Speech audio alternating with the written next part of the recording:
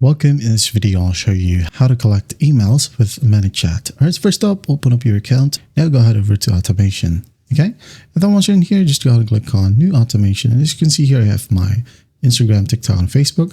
I'm going to be showing you at least two for today.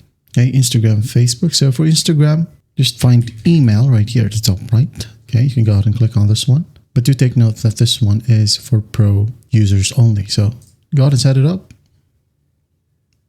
Now, as you can see here, it says when a user sends a message, for example, you have a video or an ad that says type down ebook to get the PDF or file. So if you want to, you can go ahead and add more keyword like ebook or even book, just like so. And then once that's done, if a user sends one of these keywords, well, the automation will move forward. Now it will say, hi, thanks for reaching out. To get a free book, please leave us your email below.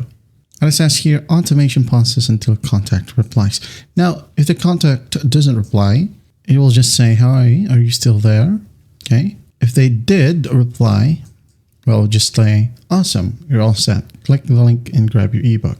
So let's just go ahead back to this section right here. Now, if they did actually send their email, then it will just be automatically landed to your contacts section. Or if you want to, you can go ahead and test out more section.